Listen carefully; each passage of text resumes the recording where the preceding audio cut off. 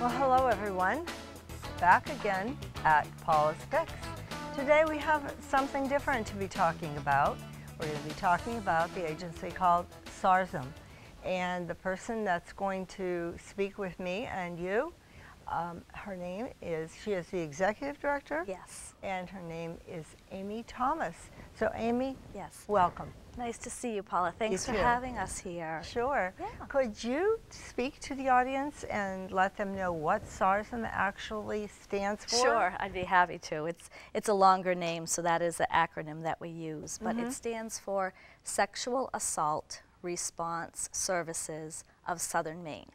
And we cover the sexual assault services in Cumberland and York counties. So we have two very large counties that we cover. And are you the executive director of both? Or? Yes, the one agency and the employees and staff there cover both counties. We have an office in Portland, but we travel everywhere from Kittery all the way up through to almost Brunswick, to the Freeport area. Brunswick is covered by another sexual assault center, and we go east and west as well to all parts of the two counties. Yes, yes. And would you say that, what population would you say you serve the most? Well, I think that's hard to determine exactly. I think the different components of the programs that we have might serve certain populations. For example, we have prevention education, and we're very proud of that, and that is something where we have educators that go into schools in both counties. We're invited in to speak to students, kindergarten through college age. Wow. And we talk to them about different topics leading up to and including sexual assault. So for an example, in kindergarten, first and second grade, we have an actual puppet show. And we use the puppets to teach kids about their body, healthy touch, you know, finding a person that they could talk to if they're uncomfortable with something. So it really gives them a sense that they can really find an adult in their lives. We want to make sure that they can, whether it be a teacher or a parent or a family friend or member, they could talk to if there was something happening to them that they didn't like. Right. Then we go into bullying, and as you've probably heard a lot about, bullying is huge, and it's a huge topic being talked about everywhere. So in the 4th and 5th grades, we really want to make sure that we talk to them about bullying. We do some role playing with them. We talk to them about being a bystander and what to do if you're seeing bullying happen. And that's really important, I think, to form the basis for that. Then we go into cyberbullying at the middle school level. Oh, for the computers. Everybody that's doing texting, that is sending pictures, we really want to talk to them and have them get an understanding of the impact of what they're doing.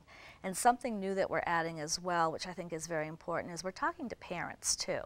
So not only are we going into schools talking to middle school students about cyberbullying, but we're also talking to their parents as well. And we're showing the parents the same things that we're showing their students so that they can talk together, because we really feel it's important that we help facilitate and open up those conversations between parents and students. Sure. Do you have groups that work together with this kind of program, with the bullying, cyberbullying we have especially? our educators that, we have a curriculum prepared for every grade level, so that we can go in and we provide consistent curriculum at all schools. But we will reach over 9,000 students this school year in both Cumberland and York counties with this education, which is great. Right. When we reach the high school level, then we really talk about sexual harassment, we talk about sexual assault, we talk about healthy relationships and healthy flirting and gender roles, and really cover a lot of topics that can be somewhat confusing sometimes at the high school level. We just want to make sure that students have the information there. And gender roles, that must be a difficult one. It can be. I think that we do a lot talking about gender roles in the media especially, and how the media can portray both male and female roles, Right. And what what perhaps they can do about it, or just at least have the information and have an understanding of what's being presented to them on a daily basis, whether it be through the computer, whether it be through television, and any form that they're seeing it in, magazines and so forth. So we do talk a lot about that too, and have some really great discussions with high school and college students as well. We do go in and do freshman orientation on most of the college campuses in both counties, USM, UNE, Southern Maine Community College, York County Community College. We want to be very involved with the campuses. We also want to train the resident directors and resident advisors as well, so that they know what to look for, or they can be very helpful in any situation where they might hear of a sexual assault on campus. Yeah. Yeah, I mean, I even know that in my church where I go, we all have to, at some point, because they do it, I think, 4 times a year, someone comes in and they speak to us about the same issue. Right. Even in the church itself, when you're having a service, do you see anyone that is inappropriate with children, or do you see any adults that you feel could be putting children or older adults at risk because of their behavior? And that's great. I think it's a great program. There are a lot of people that are involved in it, and very few who aren't. Right. Even the older people, they're horrified, of course, because they haven't grown up. Well, they haven't grown up in the program where it's all over the community. It's open. Yes. Yep. And so it's just been really a good thing to have. It's wonderful. I don't know if other churches do the same. This came out of Portland, so we were really pleased to have it. That's wonderful, and I really would encourage others to do the same, because one of the things that we're finding is the more it's talked about, and the more that people realize that there are services out there to help them, to help victims and survivors of all ages, then hopefully we can just, have a future without violence and without sexual violence, which is something that I know my agency and everybody would like to see. Right. And we'd rather have ourselves out of business because it's not a situation or a problem anymore. Exactly, but that would be great. Right. So that's what we're working towards. Do you deal at all with military, specifically women who are sexually assaulted? Right. We've been doing a lot of work with that, and a lot of work with the military branches. Most of them have their own sexual assault officers and people, counselors and people that work with them. So we're working very closely with them, so that actually also when people in the military become civilians, they know that there are services available for them for continued, advocacy if they need it, that we can help provide. But I think it's just a general awareness, which is much better than hiding it, keeping it all swept under the rugs, denying it that it's not happening. I think we all know at this point, with all that's been out in the media, that it is happening. Right. One thing we're also finding is many more men are coming to us for services, especially after the Sandusky trials. Oh, yes. That has been brought things out in the open, and that it's okay to talk about it. It's okay to seek out services so that you can help yourself and help perhaps others around you as well. So we're seeing a lot more men calling us. We have a men's support group led by a therapist. You really have. And that's really been very, very effective and helpful to many men in the Southern Maine area who are joining that. We have one for women as well. We also have a yoga support group for those that have experienced sexual assault or sexual trauma. It's very trauma focused, and it has really been, it's something we're starting, but it has really been very beneficial for those who are participating in it. One thing that's great about our agency, and I really am proud of, is that we are free for everybody. So we don't charge. So you're a nonprofit. That's right, and we don't charge for any of our services. We're supported by many different contracts and many different organizations that give money to help support us, but all of our services are free, which is great. Something else that we have that's very helpful for a lot of people is our 24/7 crisis and support line. I noticed that reading through. Exactly, and that is something that we really rely on our volunteers for. So we have volunteers who, we have about 40 of them right now. Oh my. Yeah, which is quite a few, and they volunteer to answer phone calls from victims, from survivors, from even family or friends who are concerned, and anybody can call at any time, day or night, and they'll be answered or called back actually by an advocate who is trained and can help them whatever their needs are at the time. Sometimes people just need someone to listen. That's right. Sometimes people need a reference perhaps for another service, and we can provide that for them. They just need perhaps some ideas on how to help take care of themselves or calm down in the moment. Right. So our advocates on the crisis and support line are absolutely incredible, and I give them a lot of credit. They must go through a training They do. period. We have a 40-hour training. We have one starting in May, actually, for those that are interested, and we have about 9 or 10 that are signed up for that right now. So they go through a 40-hour training by our staff, and they learn a lot. I went through it a few years ago when I joined the agency, and it's just a training that teaches you so much, not only about sexual assault, but really how to have that empathy when helping people, no matter what state they're in at that time. That's right. Whether they're sad or whether they're questioning or whether they're very anxious. It just gives you a lot of wonderful tools. The first thing that we're taught, and I think it's very important, is that as advocates, we believe people. We believe them when they say they've been assaulted or they experienced it some years ago. Right. Or they know somebody. We believe them, and then we can provide the empathy from there. And I think that's really important. We also have advocates who actually accompany victims to hospitals, or they accompany them to a police department if they're going to make a report of an assault.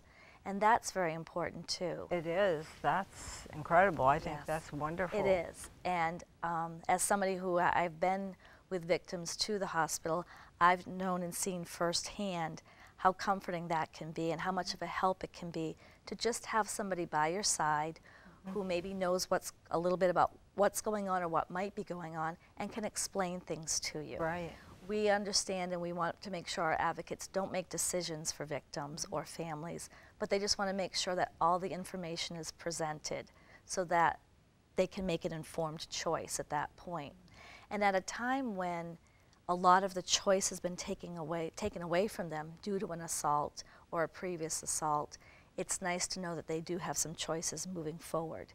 And at that point, at the hospital, they're generally there because they're going to get a kit done, a forensic exam, and the collection for the kit. And that can take a long time. That can take anywhere from 2 to 7 hours. So it is nice to have somebody, an advocate with you at that time, and that's something that we provide as well. So at any time we could get a call or a page. There are 5 hospitals in Cumberland and York County, and we go to all 5, and we help with that process, being there with the victim, which is really a great thing and something I think that our agency is very proud of doing. And that is something that our volunteers help with as well. So the volunteers are crucial to our agency. And they how do you get them? I mean, do you? It's not easy, but a variety of methods. We do belong to some volunteer organizations that, you know, where people can kind of look at volunteer opportunities, like Volunteer Maine. They can look at volunteer opportunities that might be available to them, and if they choose to take a look at our agency and what we have with our crisis and support line, they might be interested and give us a call. We also advertise in a lot of different places to let people know that a training is coming up. And if it's something they want to talk about, let us know and we can let them know about it, see if it's a good fit. It's not going to be a fit for everybody. No, it's kind of like hospice training. Exactly. It's not going to be something for everybody, but if people are called to it, if they feel like they'd like to help victims out in this particular circumstance, then it would be something that I would suggest people at least give a call and come in and meet with us about and find out more about it. And when you meet with them, can you pick out right away someone who is really in there for their own counseling purposes? Yes. Maybe they've been involved in sexual abuse or family Exactly. members have. Yeah. How does that work with them? Are they able to keep their, It's hard, and you're right. Sometimes you can even, we actually have them fill out a questionnaire, kind of an application questionnaire, and ask them specific questions. And that's kind of what we're getting at, is to make sure that if it's somebody who has experienced that in their lifetime or have been very close to somebody who has, that they're at a certain point in their healing that they're able to then give back to somebody else. Right. And I think that's very important to know. is. And you have to know it for yourself, and if you don't, you maybe need to be told that by somebody else. But as you can imagine, we need to be pretty carefully screening those that are going to be on the crisis and support line to make sure that they're going to be effective for the caller and also be able to take care of themselves. Now, that's not to say that sometimes anybody can get triggered with a particular call. Some of them are very tough. Some of them last a few minutes, and others can last, an hour or so. Sometimes we have callers that call a lot because they just have that need, and they have that need for some help and service. That's fine. But some of them are tough to hear as well. Sure. And a lot of times, I know for myself, I didn't think I could do it. And when I first came to the agency, I was kind of concerned. So I went through the training, which was wonderful. And really, with a lot of role playing, I realized I think I can do this all right. When I was on my first shift, I was quite nervous and had everything prepared that I thought I would need, and got the first call, and it just kind of floored me because in my head, I had the first call being a young female recent victim or a survivor and so forth that I would be able to maybe relate to somehow, and it was a 25-year-old male.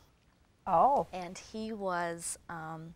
You weren't expecting I that. was not expecting that at all. So that was the first thing. And then he proceeded to tell me that he was about to talk to his mom about some abuse that he was remembering, starting to remember now from his childhood. And he was still kind of confused by it, and he wanted to talk to his mom about it. And so he asked me, could you just be my mom for a couple minutes?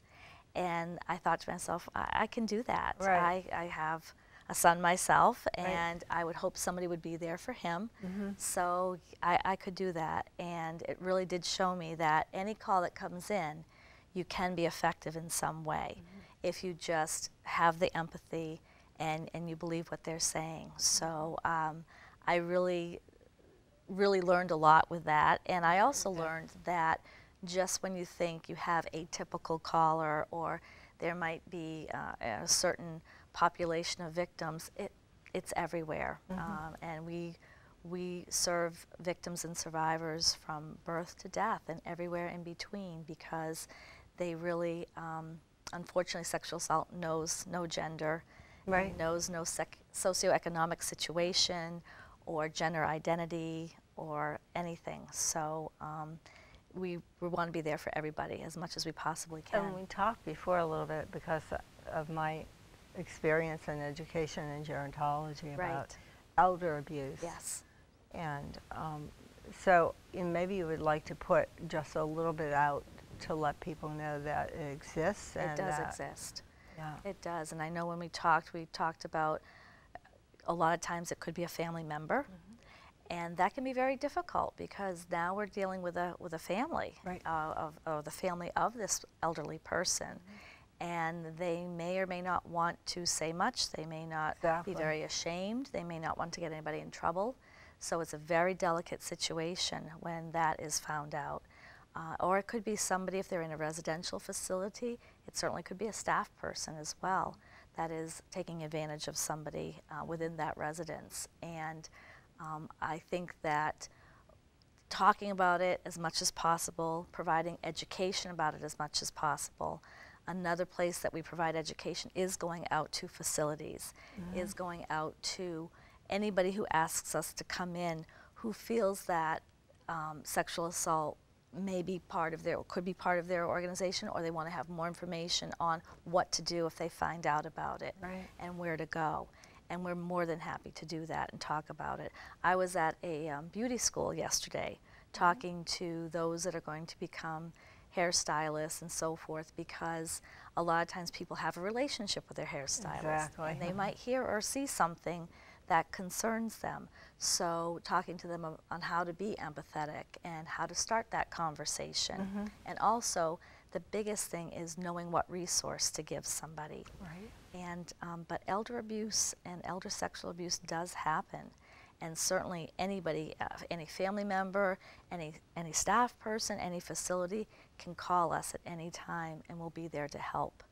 Do you feel that Governor LePage's program on or energy toward working with people who have been abused has helped your agency? Sure. It's been wonderful to see how he's been involved in both domestic violence and sexual assault, and bringing that to the forefront. And I think that has helped definitely with an awareness, and also to let people all over the state know that there is a sexual assault center in every part of the state. So every public health district has a center within them. So there's 7 of us all over the state that do this type of work. And it's really important to know that, so that there's somebody that they can call. And even if they call a number from a different part of the state than when they live, that's fine. We can provide, you know, the correct phone number, or we can do a referral to the appropriate agency for them. Even if they want an accompaniment to a different hospital, we can help facilitate that. So we really want to assure everybody gets served. Do you have any involvement with the Catholic Church as far as, I mean, this is, I mean, it's a very difficult thing to talk about, and yet you know that it's out there. It continues to be out there. I see that the Pope has he's very interested in this. Absolutely. So do they call upon you, or do you? The Catholic Diocese actually does call upon us, and what we do is we have conversations, and we provide them with a lot of literature. We provide them with a lot of brochures. We've actually gone to speak with them before and had one of our advocates go speak with them before. So they really have reached out to get as much information as they can, so that they can provide that to their parishioners, which I think is wonderful. Yes. Absolutely. And I certainly think the current Pope has a lot of different of the situations and topics that he's talked on and spoken about, and I think that has also helped bring this to the forefront. And like I said, instead of continuing to hide it. So I think that's wonderful, and that way people can get the services that will be helpful to them. Definitely. Yes. Let's talk finally about your fundraiser. Yes. And why you chose April as the month. Yes. I've seen it on television, I believe on Channel 6, but maybe on other ones. Tell us about it. Yes. It sounds wonderful and yummy. It's a lot of fun. It is. It is both, definitely. It actually happened a few weeks ago, but we have an annual Chocolate Lovers Fling. It's our largest fundraiser, and it's been going on for 28 years now. And I was not back at the agency in the beginning, so I don't know exactly why chocolate and sexual assault were paired together, but my understanding was that speaking about sexual assault and all of the work that's involved with it can be quite troublesome, can be quite heavy information to talk about, and so to perhaps pair it with something that's uplifting like chocolate might be a way to show that it's something that we can overcome all together and have a better day. And that's kind of the initial thought behind the Chocolate Lovers Fling. 28 years later, we have a fling which this year raised over $30,000 for the agency, which is wonderful and is much needed for us. And we have so many people participating in it. We had this year, we had 15 chocolatiers. So these are people from the area that make their own confections, and they brought in the best of their best to showcase. And we had 400 guests that were all seated and enjoying 4 different courses of these chocolates.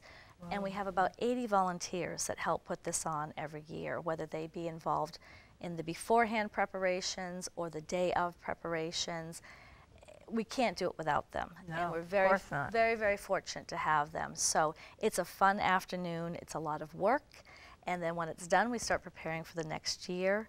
But it is a way to put the two together and have some fun, bring awareness to the topic while being also able to enjoy something and raise much needed funds. So do you have any special speakers for this event? We generally let the chocolatiers speak. So they're able to talk about their business, they're able to talk about their confections. So it's a twofold thing. Exactly. It's great. And April is Sexual Assault Awareness Month, so it's great to have it during that month to bring that awareness as well. This Friday evening, we have our Take Back the Night, which is a march and a speak out. It's at Monument Square in Portland. And then next Wednesday, the 30th, we're going to have one in Sanford in York County. And that is kind of a grassroots type of activity which brings together the community to, as it says, it's taking back the night and speaking out against sexual assault in our community. Is it during the day? Or? It's at 6 o'clock in the evening, both evenings. So in Portland this Friday night, tomorrow night the 25th, and it's in Sanford at the Town Square at 6 o'clock that night as well. So everybody's welcome, and it's just, it's a great way to bring awareness and have the community be able to be involved as well. Do people speak out there, Yep. or they make? Yep. What we do is we do march around. We have a route that we take, and this is co-sponsored with the Portland Police Department in Portland. And we have a route that we take. We march around the Old Port, and then afterwards we have a speak out, which is we invite anybody who's interested to come to the microphone and talk about their own experience if they choose to, or the experience of somebody else that's close to them. And that's if they choose to. And I think for some people that's very powerful for them. Exactly. And very meaningful, and really helps with their healing process. So it's a great awareness. Yeah, it's a great awareness activity that we have every year during this month, which we're very proud of. Yeah. So before you were involved in this program, you were a teacher. I was, yeah, some years ago, 2nd and 3rd grade. I've also was the program director of a child care center in town Portland, and we served mostly children of teen parents who were going to high school. So it was a subsidized child care that provided for teen parents. Then I became the executive director of that agency. Are you connected, or not connected, but do you ever use the resources of ABBA? Sometimes yes, sometimes yes, absolutely. And but I do like and enjoy agencies that work with children and families most. So I've tried to do that. Right now at Ssars, we are looking at bringing a child advocacy center to the greater Portland area and southern Maine, and that is a place where a child who has experienced sexual assault can go and have just one forensic interview, and everybody that is in need of that information gathers. So instead of the child and family going from place to place to place and doing several different interviews, one interview is done at a very welcoming, child-friendly place by a trained interviewer, and it's videoed and taped so that people can take away the information, and the child only has to go through it one time, which really reduces the trauma for everybody. Yes, it does. And it really aids in prosecution of perpetrators as well. So it's a national model. There are 2 in the state right now, and we really need to have one in this region. So we're really working with many other organizations to form one in southern Maine very soon. Obviously, it's got to do with children, so something I'm very excited about as well. So we're always looking for ways to provide as many services as we can with our resources. Yeah. Oh, that's wonderful. So, Amy, I know the audience must really be sitting there thinking and maybe even thinking of calling. And I hope that they are, and making it available to them if they have needs or see others that have needs. Right. Well, we thank you so much for being here. It's such Wonderful. an important aspect of our living, and It is. and a lot of people are not unaware of your agency. Absolutely. So Thank you very much. Thank you so much for being here. It's been wonderful, Paula. Thanks You so too. much. Okay. Take care. And we'll see you next time on Paula's Picks.